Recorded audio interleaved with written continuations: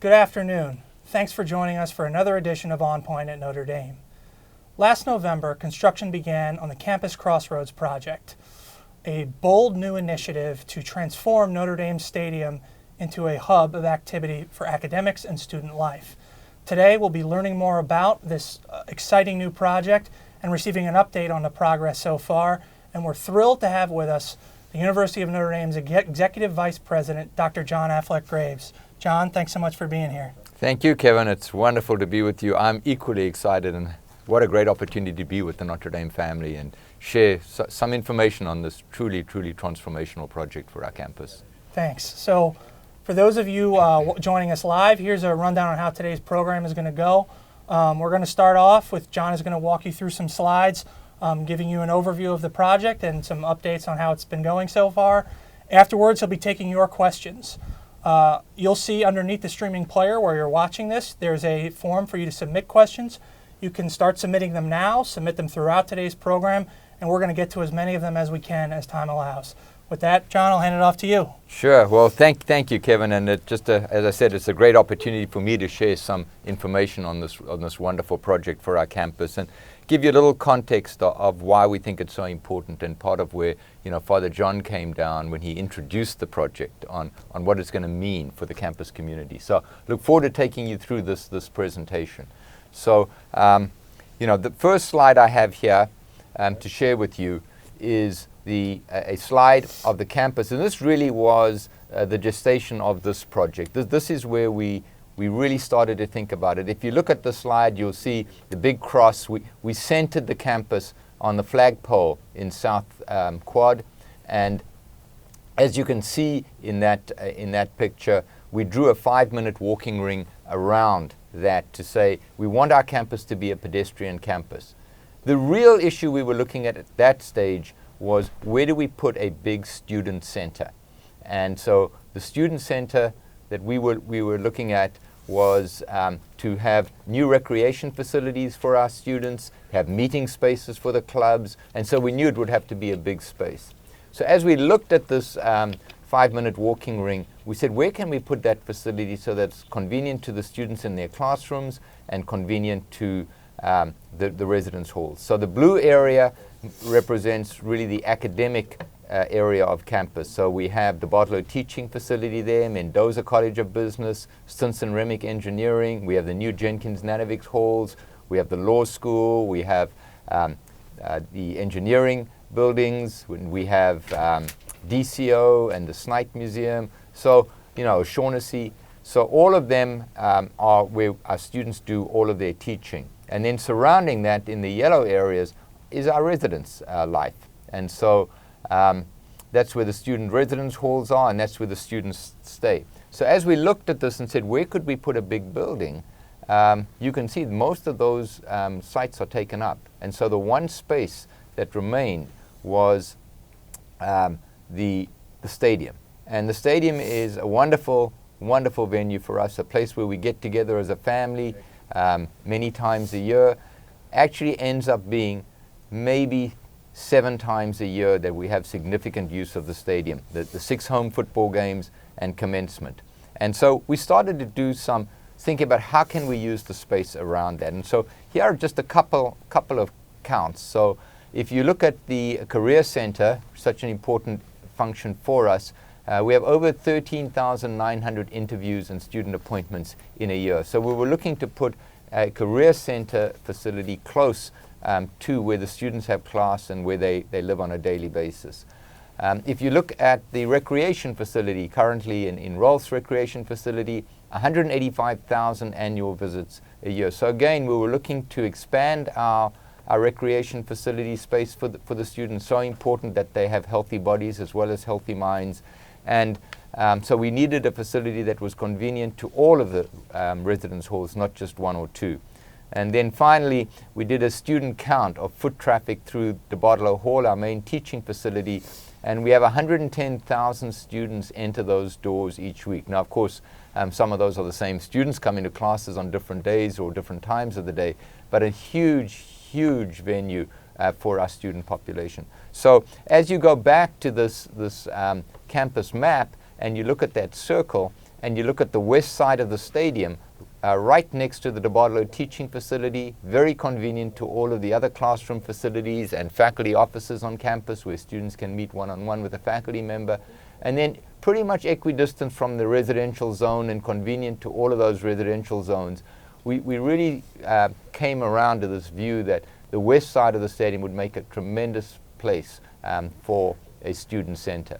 And so as we thought of putting something around there and allowing us to use the stadium space, not just 7-8 days a year, but 350 days of the year, we thought, well, on the east side, we could add some academic facilities, again, very close to the blue area, making them close to their faculty colleagues, and also making it convenient for students going from class to class and not having to have a long walk across campus. And then on the south side, we came up with this concept of putting the School of Music. It's going to join our arts corridor. We have the DeBartolo Performing Arts Center just south of campus, and we have a School of Architecture which is slated to go in just south of that stadium building at some stage too. So the whole thing just came together as really an arts conglomeration of campus, the student center of campus, and then building on to the academic parts of campus. So just going to take you through a little bit on each of those.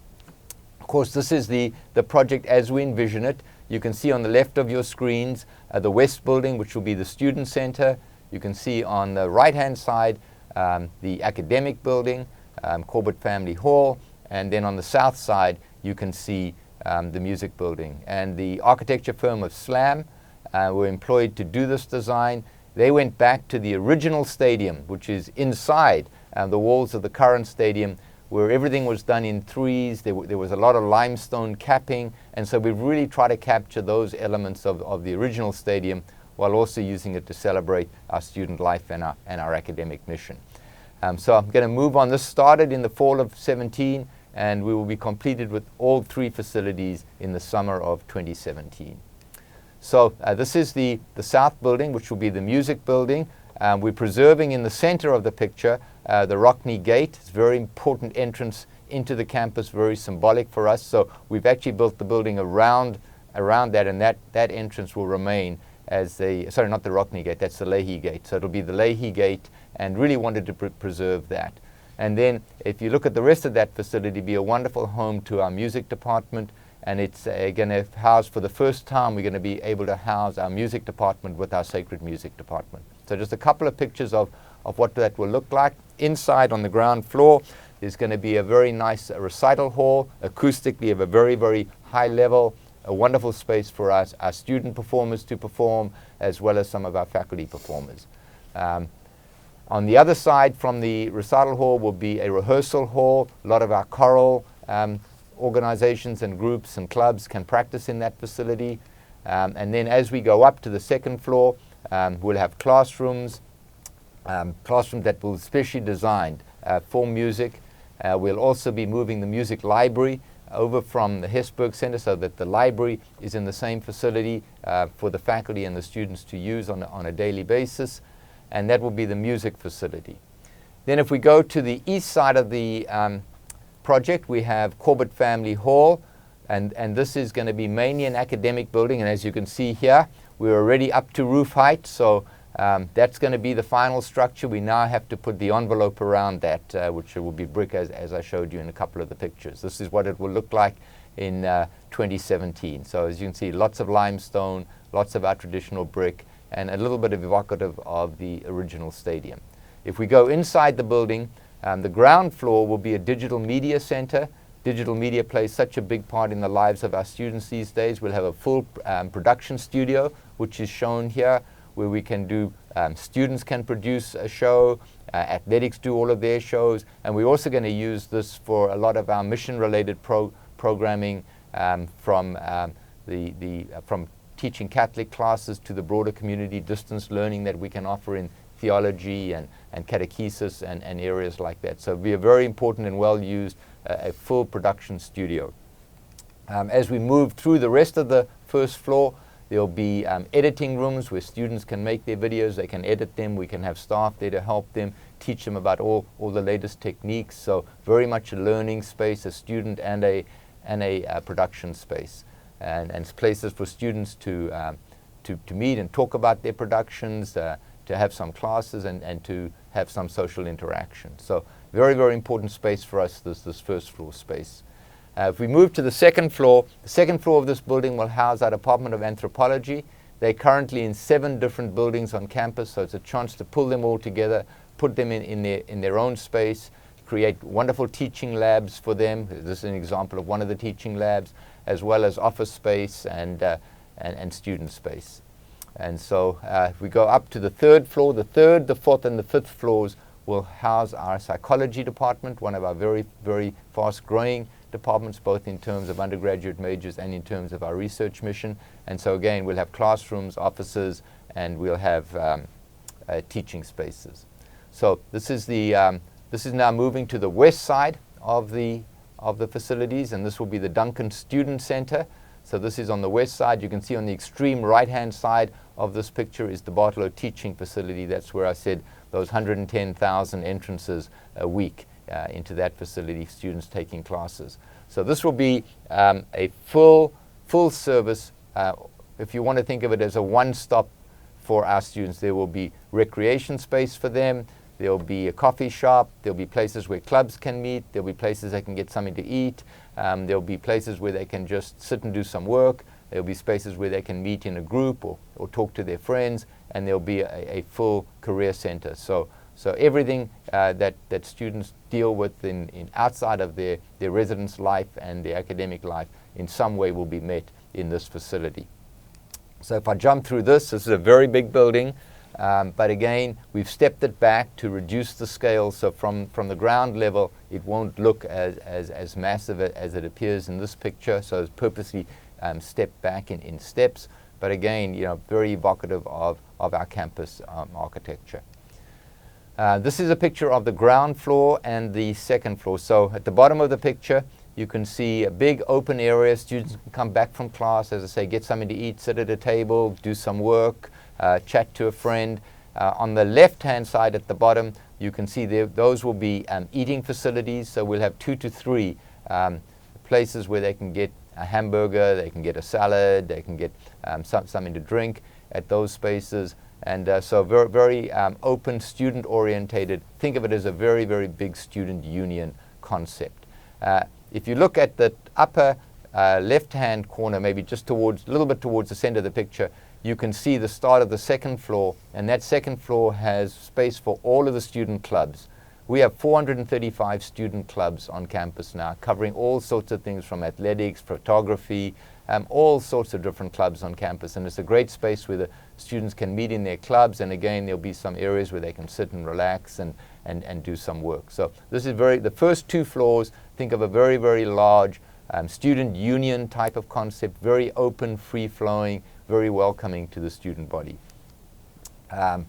So another picture of that area, and so you can see now the second floor clearly with the railing and a little bit more of the eating facilities. And just to play off a little bit on the theme and have a little bit of fun, you'll see that we've marked the yard lines in the stadium come through, and so you can say to somebody, I'll meet you at the 40-yard line on the north side or the 30-yard line on the south side, just to give a little bit of context back to the stadium.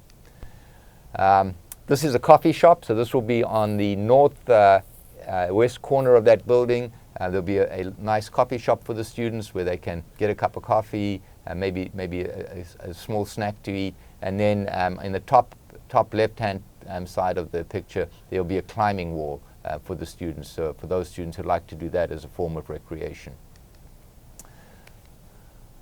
If you go up to the 3rd and the 4th floors, we have recreational space for the students, so rec sports will be located there, and we'll have exercise rooms, exercise machines, rooms where students can do yoga or any of the other activities that they do. So that will be the 3rd floor. The 4th floor will have a little bit more of that, and if you look towards the center and you go up towards the top of the picture to the right of the big ND that's on the ceiling, you'll see that's a suspended track. So there'll be a almost 400 meter track, probably about 300 meter track that we'll be able to use for those students who want to jog on a daily basis.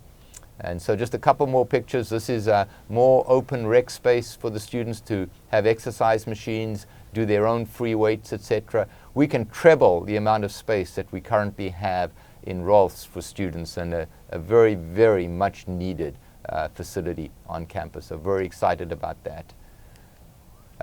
Again, just more pictures of this. Again, you can see the suspended track above. You can see weight facilities for our students.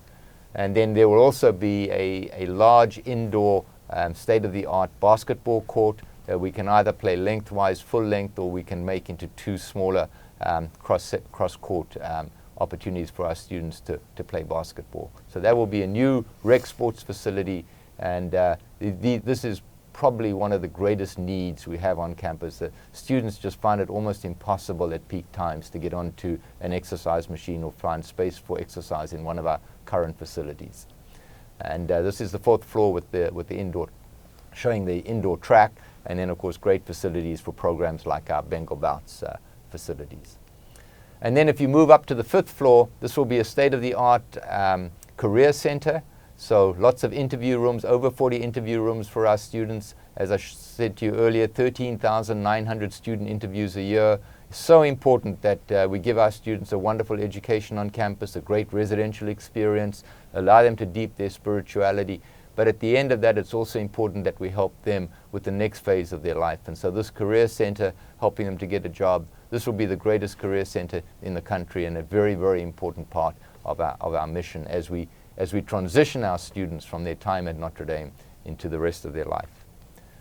And so just a couple more pictures of what this space will look like. We want to make it very, very attractive for firms that come in, and we also want to give it a little bit of a professional look so that when students come in here, it's clear that this is a professional space. They're being interviewed by a firm now, and so a different level of dress, etc., from what we would expect on the first 2 floors.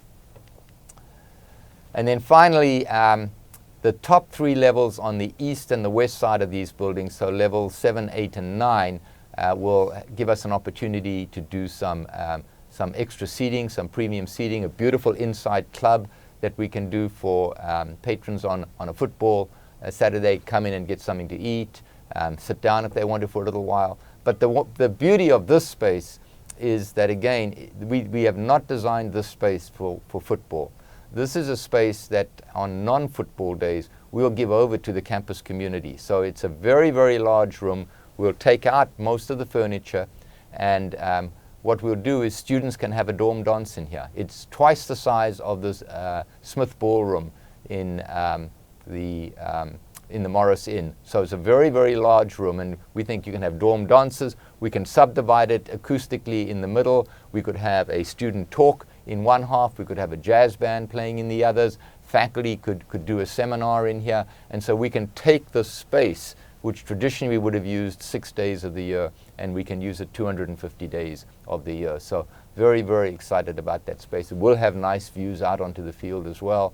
And on the left-hand side, you'll see big glass windows that have an absolutely spectacular view over campus. So very excited about this space, and very excited that we can turn it into a real campus amenity.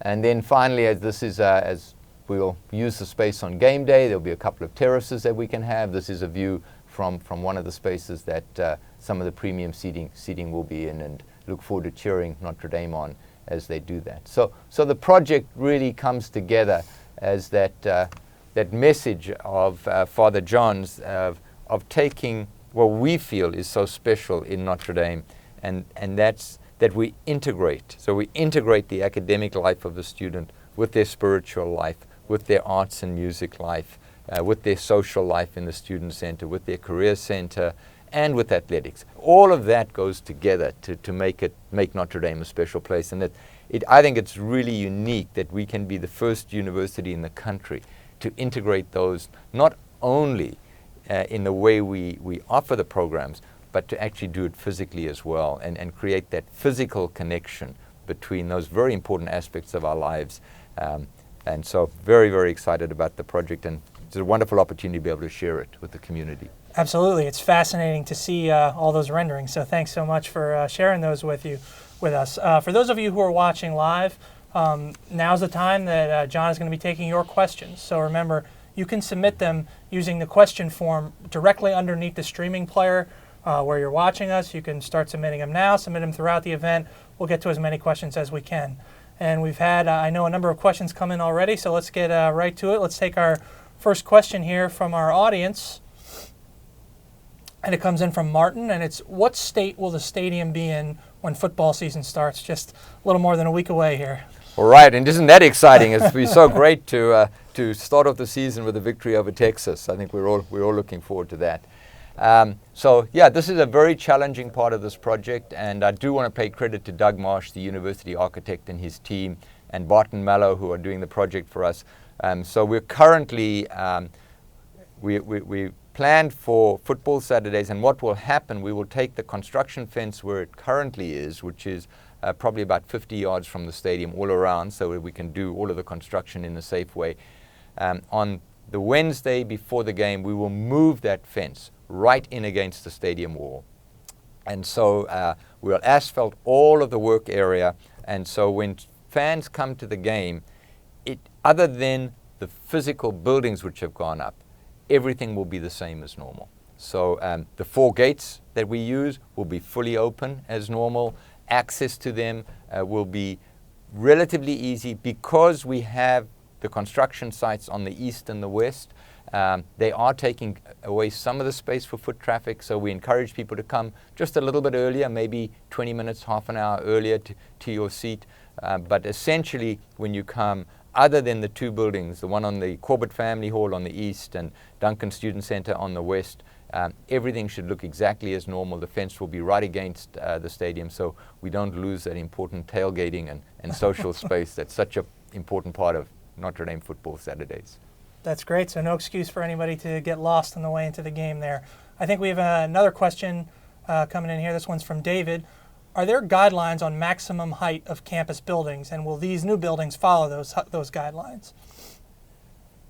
I don't know if they're formally written guidelines, but there certainly are guidelines that we all adhere to. And so the guidelines we adhere to is that the tallest point on campus is the cross on top of the basilica, and the second tallest is Mary on top of the Golden Dome. So those are our two heights that we would not want to exceed. We would also like the library with the wonderful mural that's so evocative of our teaching mission on the library to be the 3rd highest. And so these buildings will fall below those 3 levels. And so those as I say, I'm not sure if we actually have formal guidelines on that, but certainly they're guidelines we will adhere to and we believe strongly in. Earlier this week, the athletic department announced some in-game enhancements that they'll be unveiling when the Crossroads Project is finished for the 2017 football season.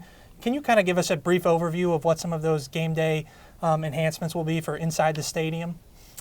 Yes, and we're very conscious of the experience that our fans have in the stadium and how important that is. And I guess we were thinking of doing a lot of these anyway. It's just a useful time to do it. While we're doing all the construction, it's an opportunity to enhance the fan experience as well. And so Jack Swabrick in particular, I think, took this on as a real mission and as an area of real importance that the fans coming to our game have an enhanced experience when they come. And so we're going to do things like we're going to clad the wooden seats so that they're more comfortable, expand the amount of space per person. Will go from the 16 inches to 18 inches per person. So we'll reseat the stadium to give people a little bit more room in their seats. We'll definitely improve all of the concession facilities in the stadium so that the concession facilities are easier to get to and look a little bit nicer. We will also do things like improve the restrooms, which is very, very important. We know for a lot of our fans, they don't feel that our restrooms currently meet the standards they would expect, so it's an opportunity for us to do that. So as I say, as we're doing the stadium, it's an opportunity for us to go in. We're doing the outside work, we can come in and we can do these and I think create a much richer experience for everybody who's coming to a game. And then, of course, as we announced, there will also be a video board, and very excited about that. I think, so many fans now have come to expect that opportunity to see the great play again just after it's happened. That's part of what it is. But the other part of it that's more important is it also gives us an opportunity to bring every fan in the stadium into the presentations and the awards and the other things that we do on the field. At the moment, when we do the faculty award, for instance, it's very hard for people in the stadium to see the faculty member. It'll also give us a chance to show a little bit about the faculty member's research. And so, it's just a way that we can pull those moments in the same way when we introduce our national championship men's or women's soccer team. It's a chance for us to focus on them, have them on the board, have everybody see the team, and just participate a little bit more in those things. And so opportunities to profile the campus, profile our mission, I think are really important parts of the video board. And I think we're also going to be able to, it's going to be a little easier to use our phones inside the stadium come 2017 with some enhanced Wi-Fi, right? Yes, in the modern world, Wi-Fi is so important. And so again, as we're doing the construction, it's an opportunity to go by and put in a much improved Wi-Fi system in terms of, we want to try to hide them. There are ways one can do it, but you need to put up a lot of antennas around the stadium, and we don't want to do that. We love the look of Notre Dame Stadium, the clean look, the open view over the mural of the library is very important to us. And so we're finding ways to embed these antennae around the stadium as we do these renovations, because it is so important. People do, when they come to a game at Notre Dame Stadium, they do expect to be able to use their phone and have some Wi-Fi connectivity, so that will be improved substantially. Remember, for those of you watching live, you can submit your questions now with the form underneath the streaming live player. We'll try to get to as many of them as we can. Let's take another question from the audience here. This one's from Lou. How will the project affect the quality of life for the students living on campus? Right, very important. I mean, I think, as I said to you right at the beginning, if anything drove this project, it was our concern for student life on campus. Our campus is the university that our students come to. It's the place where they have their classes, but it's their home. The residence halls are here. That aspect of them feeling like they have the space that belongs to them. And so this concept of keeping this a pedestrian campus, not putting a student center in a place where students have to walk 15 or 20 minutes to get to it. That's what drove this. And so being able to have this big student center right next to their classroom facilities. And so whichever class they're in, if they have 40 minutes between class, they can go and get a cup of coffee. Or if they have to finish an assignment, they can go and they can find a table. There'll be lots of places they can plug in. They can finish that assignment. That's kind of the way I did my schooling. It was always 10 minutes before lecture I had to finish my assignment. So recognizing that, making it easy for them, they can grab something to eat, they can have some exercise, they can go for an interview, all close to where they have classes, but also close to their residence hall. So they're within 5 minutes of almost every dorm on campus. And that's so important because students have very busy lives. People don't realize how full their schedules are, especially because they're involved in extracurricular activities. They play on a dorm sports team, they're a member of a club, they're president of a club, they do social service, and they have their classes. And so that ability to say, if you have an hour that you want to do some exercise, it only takes you 5 minutes to walk, and you can get there. You're not going to have to wait for a machine, or you're not going to have to wait for the weights, etc. So, I think this truly enhances student life in a very meaningful way. It provides more facilities for them, more easily accessible facilities, and it provides modern and state-of-the-art opportunities for them. And how will the new student center, how does that impact the LaFortune Student Center, the current one? Is that still going to be functioning in the way it does today? Yes, LaFun will continue in its role. It will remain a place that will have food services for our students. It will also remain as a place for some of the clubs, and that's again such a wonderful central part of campus that we want to maintain that space. And for anybody who's graduated in the last 15 or 20 years, they'll know that the space in LaFortune was just totally inadequate for the needs of our student body. So it will remain, and it'll be a supplement and different types of programming in the two spaces, but definitely both still student centers. Let's go to another question from the audience here. This one comes in from Ann. How many premium seats are available? There are about 3,000 premium seats will be available. We've been very, very pleased with the demand we've had for them.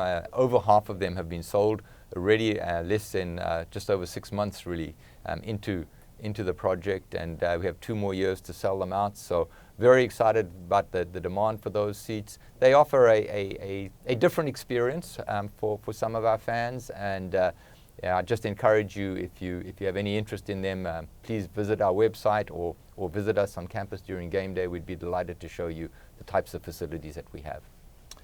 Has anyone done any research into, is it possible that with the new buildings up on the side of the stadium, as we think towards beating Texas next week, could that make the stadium louder by keeping the noise in potentially, or is this just kind of a crazy notion in my head?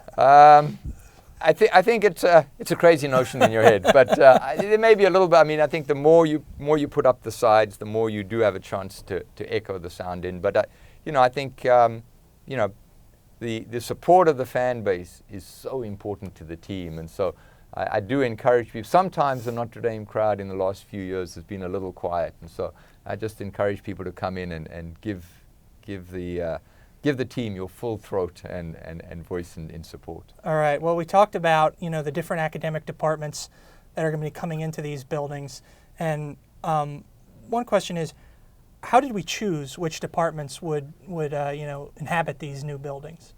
Right, and so that's a very good question. And what we did was, as you know, we always have a long-term plan, strategic plan for the university that Father John leads that process, and Tom Barish, our provost, lists all of the academic needs. And so when we viewed this concept of doing the student center, and we came across this idea that we could do a mirror facility on the east side, we went to Tom and asked him, what are the big priorities?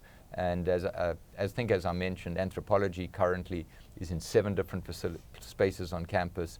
It's one of our fastest growing majors. It's just started a graduate program. It has a fabulous faculty who are doing great research. And the wonderful thing about anthropology's research is that so much of it is done with undergraduate students. They have undergraduate students go to conferences with them and present papers.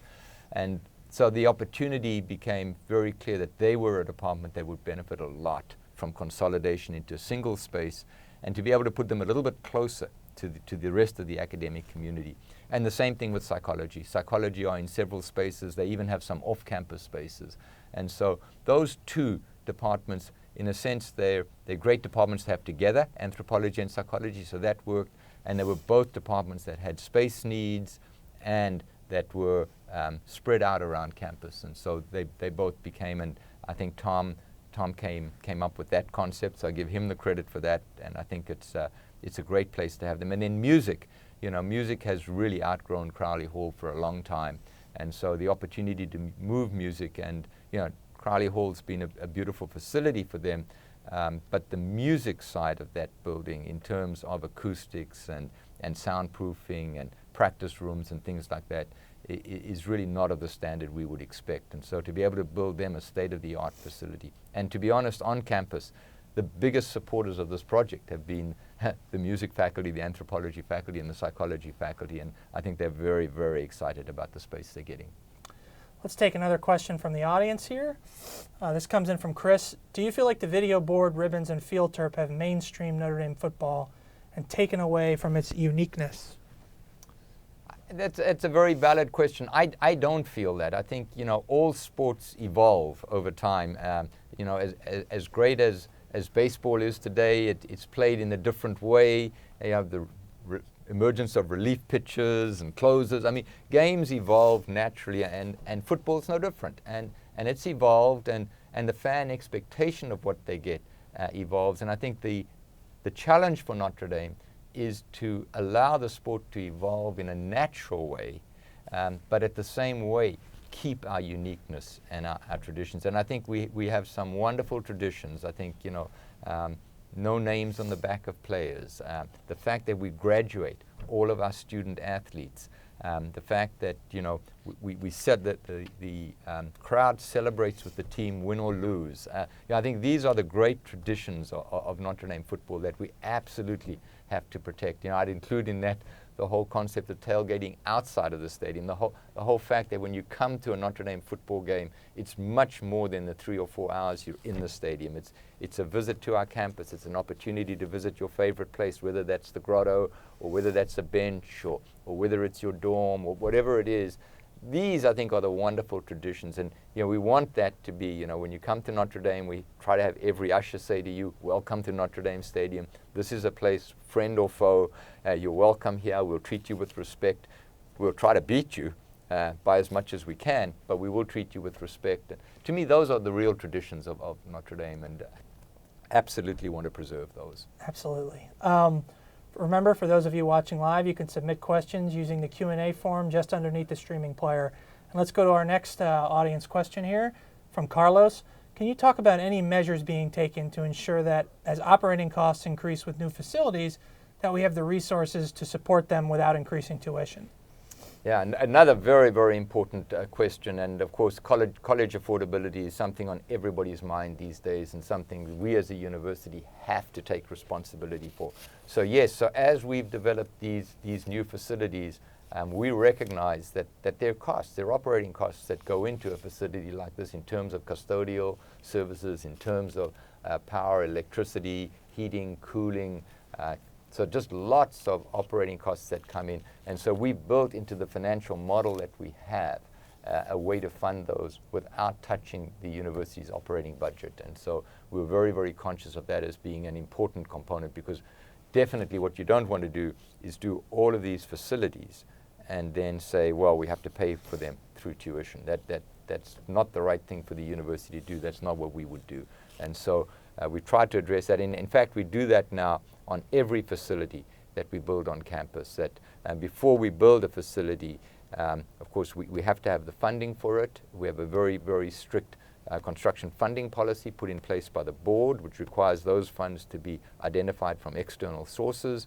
And then we put in top of that, we put that there has to be a funding source for the long-term maintenance and operation of the building, because we definitely don't want to put those costs onto our tuition and the students who are coming in.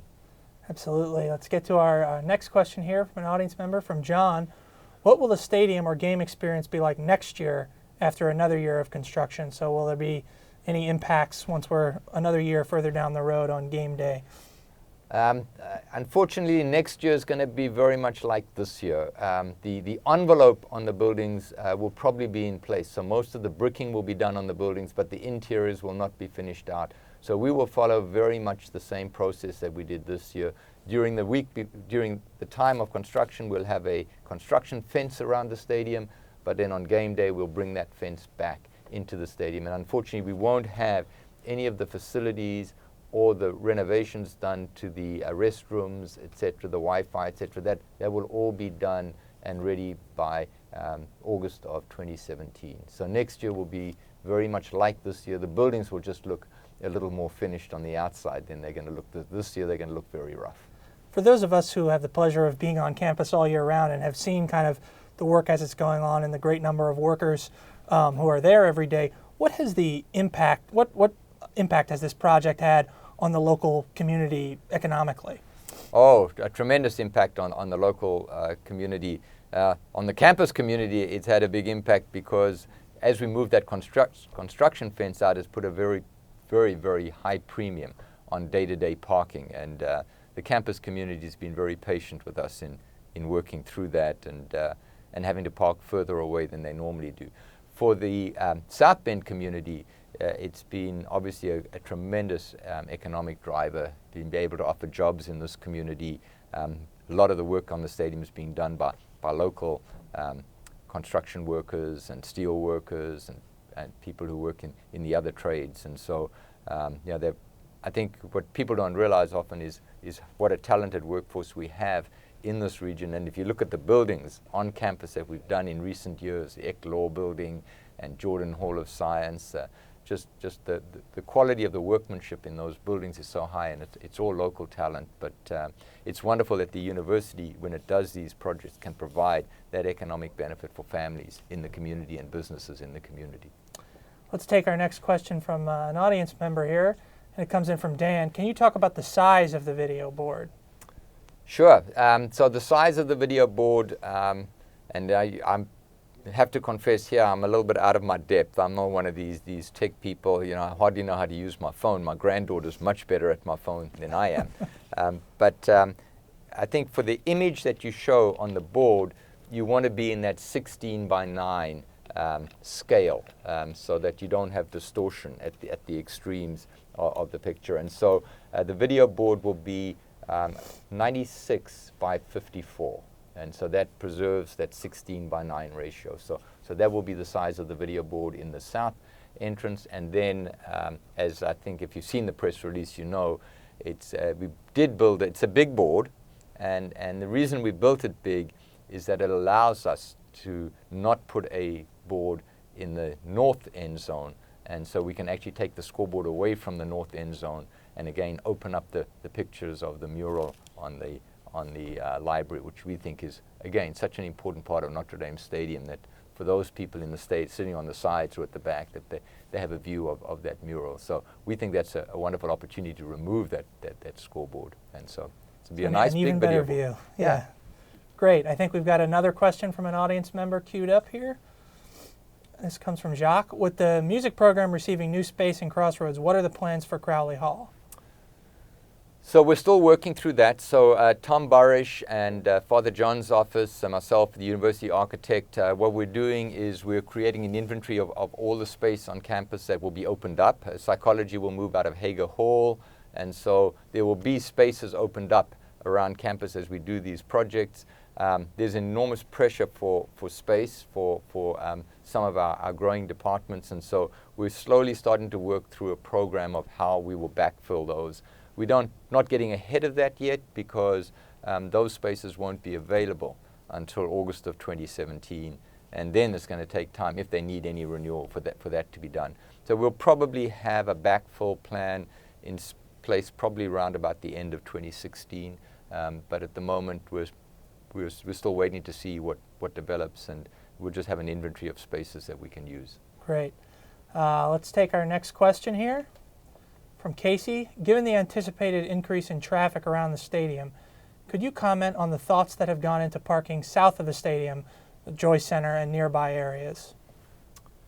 Right, so on game day, we're hoping that there will be no difference from previous years. So moving the fence back against the stadium means we have all the same parking available south of the Joyce. We have all of the We have all of the roads open, so it will be very much like previous years. I think if I get an underlying trend in that question, it's that sometimes, especially in the lot south of the Joyce and around Compton, it can be difficult getting out after a game. I think actually football is difficult, but I think sometimes basketball and hockey, when we have them on the same night, are more difficult.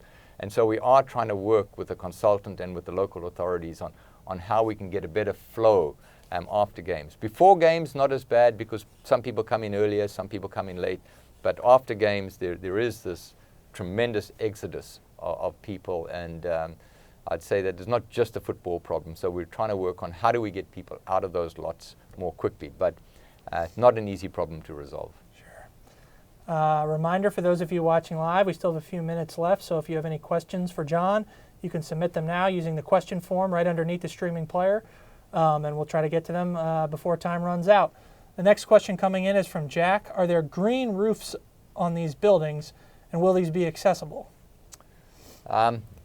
Quick answer, yes and no. So there will be green roofs on the building. We think it's important, sustainable play, and it helps with the heating and the cooling of the building, and therefore actually has a cost benefit as well for us. So definitely will be green roofs, but they will not be accessible. So the roofs are not built to take loads of people, and so no access to those roofs, as attractive as they may look. You talked about which I think was music to a lot of traditionalists, big Notre Dame fans from long ago, their ears, how the design of these buildings is inspired in part by the original design of Notre Dame Stadium. How will architecturally, in terms of what they look like, how will they fit in with the rest of campus and kind of the newer construction that's gone up on campus over the past decade or so? Yeah, I mean, that's a good question. I think, as you know, we moved a few years ago, and give credit to my predecessor, Father Tim Scully. He really put this process in place. He developed 7 tenets for campus, one of which was that we would go back to our traditional Gothic, collegiate Gothic architecture. And so we've tried to do that with all of the academic buildings and the residence halls on campus. And so I really try to, I think Doug Marsh has done a wonderful job of talking about building 100, 200-year buildings rather than 20 or 30-year buildings. And I love that, and I do really like a lot of the new buildings we've built on campus. Now, when we come to sports facilities, by their nature, they don't really lend themselves to that collegiate Gothic. And so we have a little bit more of what we term the athletic model. So the addition to the joist, the Purcell Pavilion, and we try to be a little bit more evocative there of the south side of the stadium. And so these buildings are a mix of those two. So they're kind of what we would call our athletic footprint. And I think in this case tried not so much to go back to the Gothic, but to go back to the original stadium, where, as I said, everything was in threes, lots of limestone cappings, and try to be a little bit more evocative of the beautiful football stadium that Newt Rockne built. That's great. Let's take our next question here. This comes from Patrick. Is premium seating available for purchase? Yes, premium seating. We are taking now orders for premium seating. As I said, I think we so far have sold a little bit over 50% of the available seating. And yeah, please feel free to contact the ticket office, and they'd be delighted to speak to you. Also, if you're on campus, we can speak to you. Just feel free to contact Rob Kelly in the ticketing office, and we'd be happy to show you the options that we have available. At the beginning of your presentation, you kind of showed us those different zones of campus, academic, residential. How important is it to the university to maintain, a very walkable campus for our students and faculty? And how much was that kept in mind, when conceiving of this project? So I mentioned before the role that Father Tim Scully played. So one of the tenets he has for campus is that we'll be a pedestrian campus. And so we don't want cars driving through the middle of campus. As I said earlier also, this is home. It's a home for our students.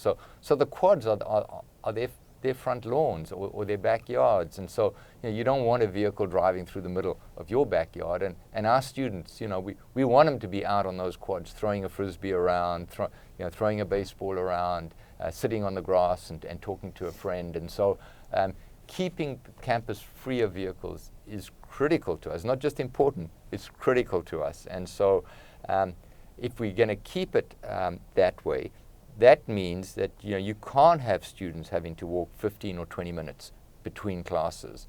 And we don't want them to have to walk 20 minutes to go from their residence hall to a recreation facility or for an interview. And so that played a very, very big part in the decision, as I say, really led by that concept of putting that 5-minute walk around the flagpole on South Quad and saying, so if we're going to put big facilities in, where should they be? So we're completely committed to making sure that all new academic and residence halls buildings stay on a quad. That concept of building buildings around a quad, very, very important to us, and keeping everything within a walkable distance. So protecting, one of my jobs, I think, is to promise the Notre Dame family that we have to have a modern university that serves our students in the way they deserve to be served, but at the same way respects our traditions. And so for me, what I think of is when you come to visit Notre Dame and you drive up Notre Dame Avenue and you get to the circle and you walk into our campus, it should be timeless. We never want to change South Quad, Main Quad, the grotto, the lakes. I mean, that's the timeless element of campus. But around that, we've got to build facilities that service our students, faculty, the unique needs that they have in this day and age. And that's what we're trying to do. And I think that's why this this project fits so well with that model because it allows us to take a space that wasn't used, to augment it in a way that respects our traditions and then provides those essential services in a way that allows us to keep this a pedestrian residential campus. Let's go to our next question from an audience member here. It's from Mark. Will the video board be programmed tastefully? That's one of the major directives I got from the board. Absolutely, that is our strong commitment. Absolutely no commercials, no advertisements, nothing like that on our video board. No kiss cams, if we can have them, that have become so popular. Really want to use the video board. Essentially, I'd say one of the main features, as I said, is to pull the audience in to the special events that we have. Presenting a faculty member, presenting a team. It'll allow us to show during the football game, maybe at halftime, the What Would You Fight For commercial that we use on NBC. So really an opportunity to pull the 80,000 people in the bowl into the things that are happening at special times on the field. And then, of course, in the modern world, as I said, we've become so accustomed in our living rooms to, boy, there's a great play. I want to see that again. You know, how did he catch it? You know, how did he make that tackle? You know, who was open? And so that ability to see that replay as well, I think, is what the video board's about. And absolutely doing it extremely tastefully and doing it in the way I think that everybody who's a member of the family will be proud of what we do on our board. Sure. Let's take another question here. It's from Brian. If the north side scoreboard is going away, how will fans sitting in the south end zone see statistics of the game? Yes, that was something we battled with, and that's why we're doing the ribbons on the side of the Corbett Family Hall on the east side and Duncan Student Center on the west side of the building. So running along that premium seating structure just below it will be a ribbon. You've seen them at lots of other stadiums. And so that ribbon will have the scoreboard, it'll have the down, it'll have the time, etc. And so that's how fans sitting in that south end zone will be very easily, as will fans anywhere in the stadium, will be able to see that. Those will be at midfield, and so very, very, well, they'll run probably the length of maybe from the 20-yard line to the 20-yard line. But it'll be very easy and very visible for fans everywhere to see. The Campus Crossroads construction obviously isn't the only construction going on campus right now. Yes. While we have you here, could you give us an update on the other construction projects going on for the folks that aren't here to see them? Sure. So for those of you who come into campus and haven't been here for a year or more, when you come to campus this fall, you are going to see a lot of changes. So on the east side of campus, on the library parking lot, we have a wonderful new research facility going up, McCourtney Hall, which will have mainly engineering and science, but also some other research labs for a lot of our bioscience and chemistry research, a lot of our engineering research. So a very beautiful building going up, done in the collegiate Gothic style. And then just to the west of them, so between those buildings and Knott Hall and Pasquarella East, we're putting up 2 new residence halls. So, you know, we don't have enough beds on campus. We have 6,400 beds on campus. We have 8,000 students. And every year, a subset of our students, especially transfer students, can't get a bed on campus. And yeah, residence life is such an important part of the Notre Dame experience that we don't view that as satisfactory. So we have 2 new residence halls going in, a men's and a women's. They're up to about the 2nd floor. So when you come on campus, you'll see those going up, and they will open, both of those buildings, McCourtney Hall and the 2 residence halls, will both open next August.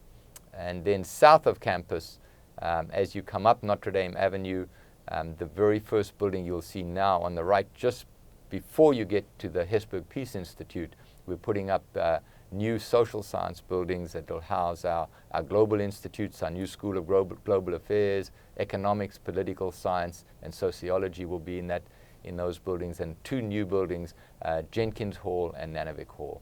So those are the big lot of construction going on campus at the moment.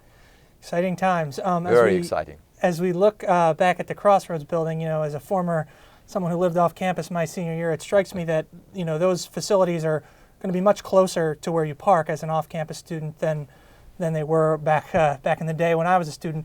You know, how much benefit is this going to be to those students who live off campus, mostly seniors?